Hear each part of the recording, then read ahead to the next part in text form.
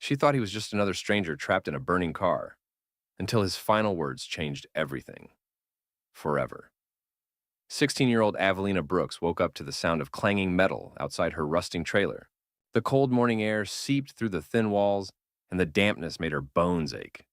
She sat up slowly, careful not to wake her younger brother Ellis, who slept curled up beside her under a patchwork of thin blankets. Life in the outskirts of Indianola, Mississippi, wasn't just hard. It was survival in slow motion. Every morning was a routine of desperation. Avelina would pull on her frayed sneakers, grab a plastic bag, and set off down the empty service roads, collecting cans, bottles, or anything she could trade for a few cents.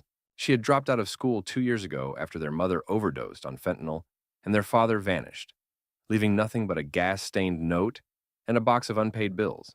That morning, the sky was overcast, and the stillness of the road made her feel like the last person alive. Her path took her toward a curve in the old state highway, abandoned for years since the new bypass was built. There were no cars, no people, just silence and pine trees creeping over cracked asphalt. Then she heard it, a distant screech of metal tearing into something solid, followed by a low, thunderous bang. She froze. Smoke. Avelina's eyes darted to the far edge of the road ahead. There, halfway lodged into a tree, flames licking up its sides, was a silver SUV. The vehicle was tilted, front crushed in, fire beginning to spread under the hood. For a second, Avelina's instincts told her to run the other way. But then, she heard it. A voice. Faint. Hoarse. Help. Please. Her breath caught in her throat. No one else was around. Without another thought, she dropped her bag and sprinted toward the wreckage, heart pounding louder than her steps. The flames were spreading fast. As Avelina sprinted toward the wrecked SUV, the heat hit her like a wall. The hood was engulfed in bright orange fire, and thick black smoke coiled up into the trees. The smell of gasoline was sharp and nauseating. But it wasn't the fire that made her legs tremble. It was the voice. Help! Please, someone. She reached the driver's side, but the door was crumpled in on itself. The metal twisted from the impact with the tree. The window was half shattered, and through the jagged glass, she could see a man, mid-40s, blood streaming from his temple, his chest heaving. His hands were trapped beneath the bent dashboard, and his seatbelt was scorched at the edges, his eyes wide with terror, locked onto hers. I can't move, he rasped, coughing hard from the smoke. Please, get me out, before it... The fire cracked, louder now. The flames had reached the windshield. Avelina didn't wait. She looked around, heart racing, and spotted a heavy rock near the base of the tree. She grabbed it with both hands, ignoring the sting in her palms, and slammed it against the remaining glass. Once, twice. Shards flew everywhere. I'm going to pull you out, she shouted. He didn't answer. His lips were trembling. His skin was turning pale beneath the blood and soot. She reached through the broken window, ignoring the razor-sharp edges, and tugged at the seatbelt. But it was jammed. Smoke filled her lungs. She coughed violently but didn't stop. Climbing halfway into the burning car, she reached around his torso and yanked the strap with all her strength until it finally gave way with a pop. The man groaned as his upper body slumped forward. I need you to help me, she cried. Can you push with your legs? I can't feel my legs, he whispered, eyes fluttering. Panic surged in her chest. The heat was unbearable now. Flames curled along the side door, creeping toward the interior. She grabbed under his arms, braced her feet against the side of the car, and pulled. He screamed in agony as his body shifted. She kept pulling inch by inch, scraping his legs against the mangled metal, until, with one final heave, he came loose. They both tumbled out of the car, and she dragged him several feet away across the gravel before collapsing beside him. Behind them, the SUV exploded with a deafening roar, sending a wave of heat over her back. The man lay unconscious now, his breathing shallow but steady. Avelina looked at her blistered hands, torn shirt, and scorched shoes. She coughed again, harder this time, but she didn't cry. She just stared at him. He was alive, and that was enough. The emergency room lights were blinding, fluorescent, cold, sterile. Avelina sat alone in the far corner of the waiting area, her arms wrapped around her knees, the sleeves of her jacket torn and stained with ash and dried blood. Her fingers were raw, wrapped in gauze the nurses had applied hastily before rushing to the man she had pulled from the fire. Every part of her body ached, not just from the heat or the effort, but from fear, exhaustion, and something deeper she couldn't yet name. They hadn't asked her many questions. A nurse had spotted the approaching semi-truck and flagged it down. The driver, wide-eyed and stunned after hearing her story, had helped load the man into the cab and driven them straight to the county hospital. He tried to give her money afterward, but she'd refused. All she cared about was whether the man had survived. Hours passed. The sky outside darkened. Avelina's stomach growled, but she didn't move. The vending machines in the hallway blinked at her, useless and unreachable. She kept thinking about Ellis, who was still asleep back in the trailer, unaware she hadn't come home. She had no phone, no way to call. Her anxiety twisted into knots. Finally, a nurse approached her. "He's stable," the woman said gently. "You saved his life." Avelina blinked. Is he awake?" "Not yet, but we've stabilized him. Third-degree burns on the legs, fractured ribs, some internal bleeding. He's lucky you got him out when you did." The nurse hesitated, studying her more closely. "Do you have someone we can call for you? A guardian?" Avelina shook her head, then stood. "Can I leave?" The nurse frowned. "You should let someone check your hands again. They're badly burned." "I'll be fine." "You're a child." "I'm not," Avelina said quietly. "Not really." The nurse opened her mouth, but before she could respond, another voice cut through the corridor. "Where is she? I need to see her." It was hoarse, weak, but commanding. The nurse looked startled. "He's awake." Avelina stepped back. "No, please, don't tell him I'm here." "Why not? He's asking for you." She couldn't explain it. She didn't want recognition or thanks or money. She wanted to go back to being invisible, unknown. The act had been instinct, that was all. The nurse hesitated, then nodded. "All right, but he'll want to find you." Avelina left through the back hallway, slipping into the shadows before anyone else noticed. Inside the intensive care unit, the man struggled to sit up against his oxygen mask. "Who was she?" he asked, voice raspy. "The girl?" The nurse looked down. "She didn't give her name." He stared at the ceiling, blinking against the pain. His hands twitched. "Find her," he said. "That I need to find her." Later that night, a headline began circulating on news sites and local stations. Billionaire tech mogul. Canon Maybridge saved from fiery crash. Anonymous teen girl vanishes after heroic rescue. And across the country, in wind-tied private rooms and glass towers, people began whispering, "Why would a billionaire be alone, unconscious in a car in rural Mississippi? And who was the girl who saved his life and walked away like a ghost?" The trailer felt colder than usual that night. Avelina slipped inside quietly, trying not to wake Ellis. He was curled up under the blanket, his tiny frame shivering despite the layers. His cough echoed softly in the cramped space, dry, rasping, and sharp. She winced every time she heard it. He needed real medicine, not the crushed-up, expired pills she had salvaged from a shutdown clinic 2 towns over. She sat beside him, watching his chest rise and fall. Her burned hands throbbed under the gauze. Every inch of her ached. But it was the ache of something deeper now. Guilt, maybe, or fear. She hadn't told anyone what happened. No one in the trailer park had noticed she was gone. The next morning, the news reached even the corner gas station near the bus stop. Avelina was passing by, hoping to get day-old bread from the back dumpster, when she froze in front of the small, flickering TV on the shelf above the cashier. The tech billionaire Canon Maybridge, critically injured in a car accident outside Indianola, rescued by what witnesses describe as a teenage girl. Her identity remains unknown, but Maybridge has issued a public statement offering a $1 million reward for any information leading to her. Avelina's heart stopped. The footage showed Cannon's face, bruised, stitched, lying in a hospital bed. His voice was hoarse, but his eyes were clear. "She saved my life," he said to the camera. "I don't care who she is or where she's from. I need to thank her. I owe her everything." The man behind the counter turned the volume up. A few customers gathered around. "She just vanished?" someone asked. "Crazy. What kind of kid would walk away from $1 million?" Avelina backed out of the store, her breath shallow. Her fingers clutched the plastic bag tighter. She didn't want the money. She didn't want cameras. She just wanted Ellis to stop coughing. But later that night, he grew worse. His fever spiked. He shivered uncontrollably, even as she tried to wrap him in all the clothes they owned. His lips were dry, and he moaned in his sleep.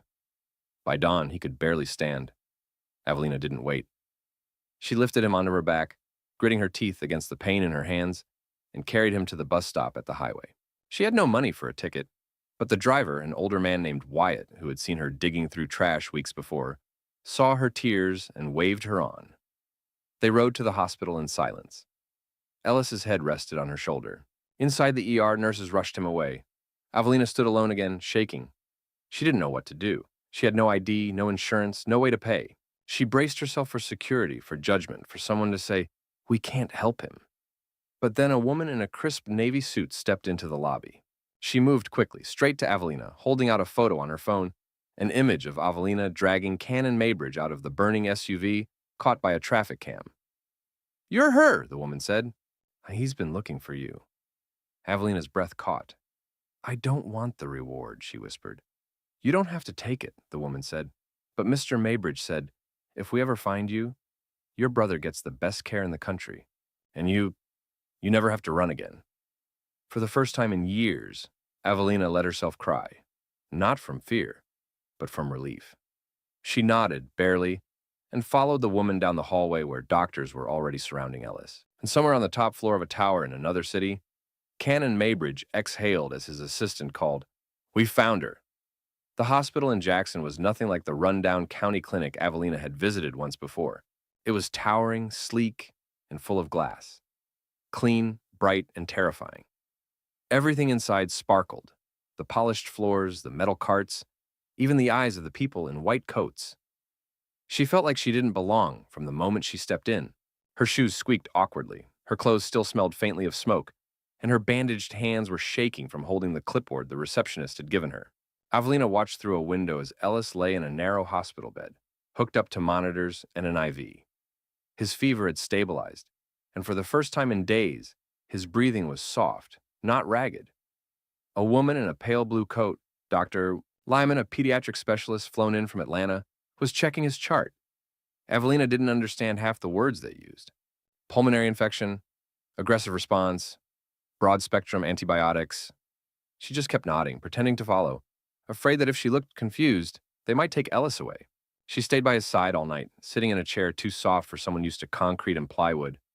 Nurses brought her food, real food, a sandwich that wasn't stale, tea that wasn't cold. No one asked her to leave. The next morning, a nurse told her someone wanted to speak to her.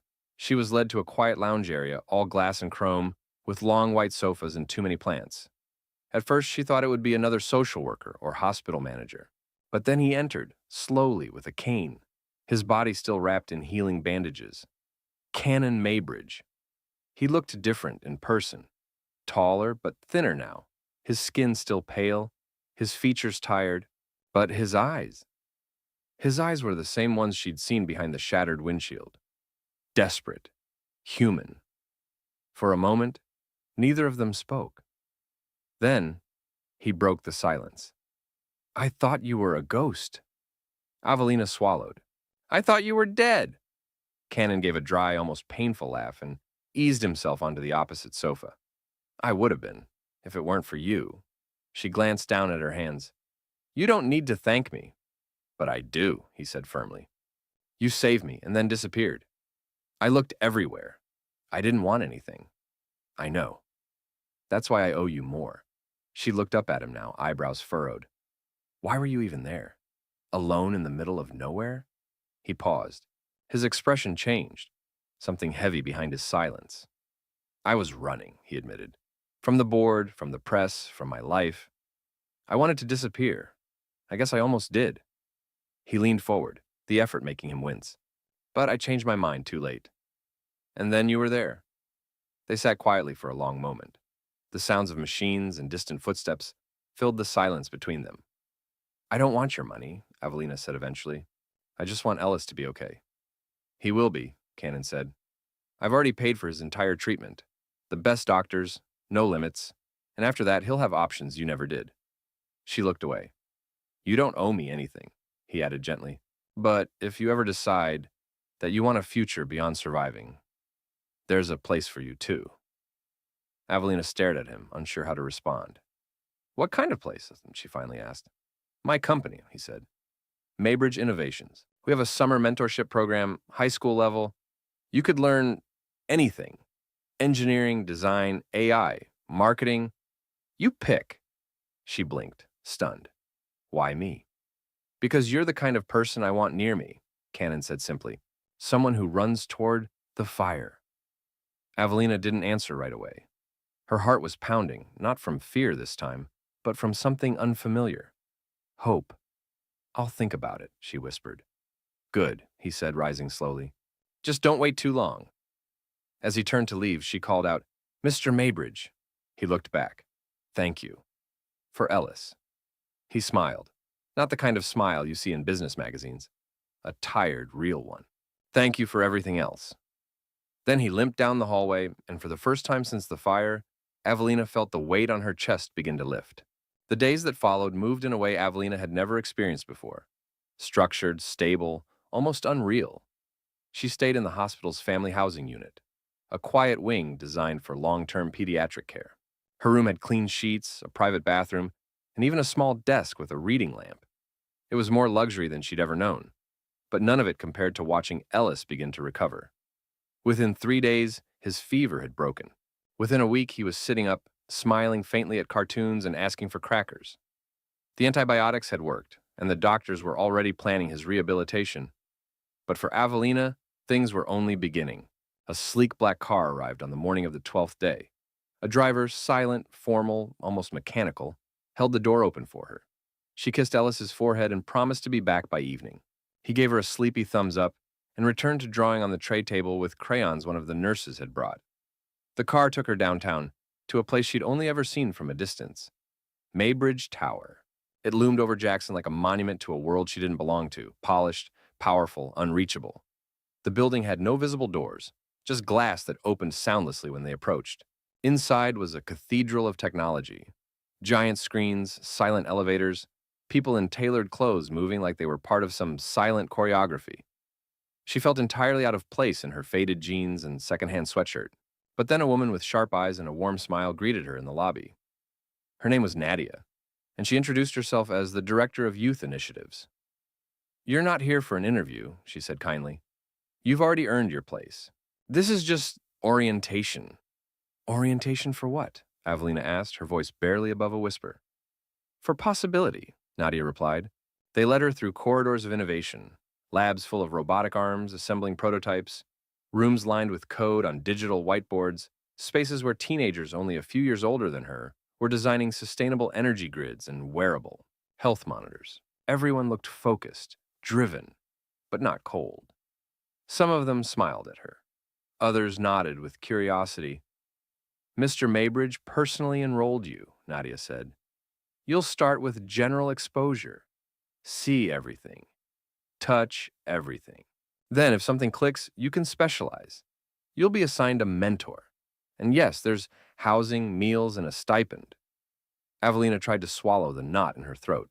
But I didn't finish school. You'll have tutors, Nadia interrupted gently. We don't look at transcripts here. We look at character. Later that afternoon, in a high-floor office wrapped in glass and sunlight, Avelina saw Cannon again. He was seated behind a desk, one leg propped up on a cushioned rest, still healing but no longer frail. He looked stronger, clearer. Not the man she'd pulled from the fire, but the one rising from it. You didn't have to come, he said as she entered. Yes, I did, she replied. He smiled at that. Did you like what you saw? She nodded slowly. I didn't understand most of it, but I liked how it felt. Good, he said, because I didn't build all this to become richer. I built it hoping someone like you would one day walk through those doors. Avelina stared at him, unsure if she believed him. But then she remembered the way his voice had sounded in that car. Broken, afraid, human. You keep surprising me, she said. Life's funny like that, he answered. Sometimes the person you save ends up needing to be saved all over again. They sat in silence for a moment, the city stretching out below them. Then Cannon leaned forward, folding his hands. There's one more thing, he said. Then I want to sponsor Ellis, all the way through school, college, everything. Her breath caught. You don't have to. I want to. Her voice cracked. Why? He looked at her with a steady gaze. Because if you hadn't shown up that day, I'd be dead. And because I believe that when someone does something extraordinary, the world owes them something back. Tears pricked at the corners of her eyes. She blinked them away. Then I guess it's time I start believing in the world. That's the spirit, he said softly. As the sun dipped lower across the skyline, Evelina realized something she'd never thought possible. She wasn't surviving anymore. She was beginning. Summer in Jackson was blistering, heavy with humidity and the hum of cicadas. But inside the climate-controlled walls of Maybridge Tower, time moved differently. Evelina had been part of the mentorship program for nearly 2 months now, and each day brought a new kind of challenge. A new puzzle, a new lesson, a new corner of herself she hadn't known existed.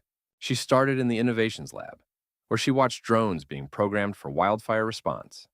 Then she rotated to the biotech floor, helping to design sensors for prosthetics. The vocabulary was foreign at first. Terms like biometric feedback, neural calibration, and adaptive interface made her head spin. But she asked questions. She stayed late. She listened. And slowly, something inside her began to shift. Her mind, once used to surviving minute by minute, now leaned into the future. Possibility, design, change. She began to laugh more often, to sleep through the night without fear. She called Ellis every evening before bed. He was thriving in his new boarding school, painting pictures of rockets and forests and telling her about his science teacher who used jelly beans for chemistry experiments. And yet, even as her world grew brighter, a question pulsed quietly in the back of her mind. What exactly did Canon Maybridge want from her? He never made her feel indebted, never asked anything of her, but he was always present, in the shadows of her daily life. Once a week, he'd ask her to join him for tea in the rooftop garden, a glass structure filled with succulents and wildflowers that overlooked the entire city. There, he'd sit quietly, sipping from a small ceramic cup, asking her about her brother, about what she'd learned, about whether she felt safe. It wasn't romantic, it wasn't business. It was something else. Curious, careful, human.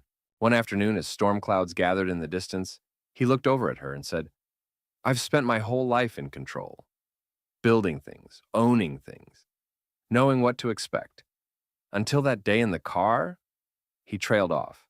She didn't interrupt.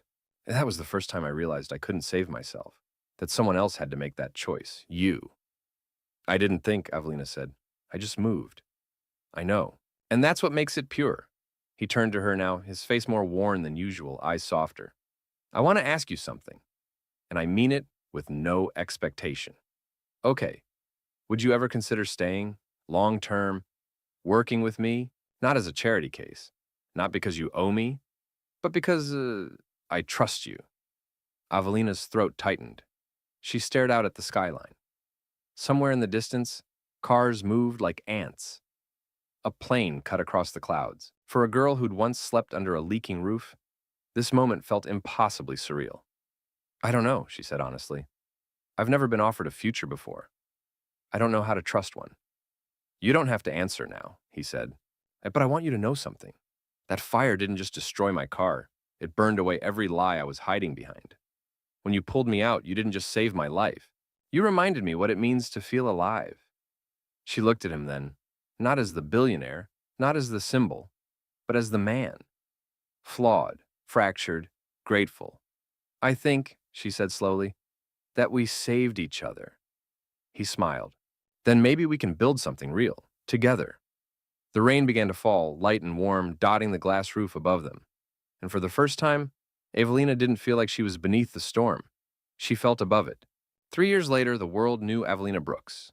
Not as the nameless girl who once vanished after saving a billionaire, but as the co-founder of Phoenix Corps, a youth-led initiative developing emergency response technology for underserved communities. She had gone from sleeping in a rusted trailer to speaking on stages in New York, Berlin, and Nairobi.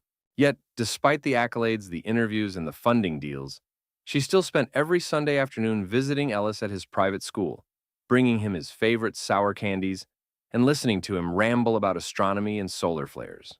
The journey hadn't been smooth. There had been breakdowns, moments of panic, nights she woke from dreams of flames and smoke and the sound of metal bending. Sometimes, she still felt like she was stealing someone else's life, an imposter trying on clothes too expensive for her soul. But whenever she doubted herself, she'd go back to the rooftop garden at Maybridge Tower, sit among the wildflowers, and remember that one truth: she had earned this.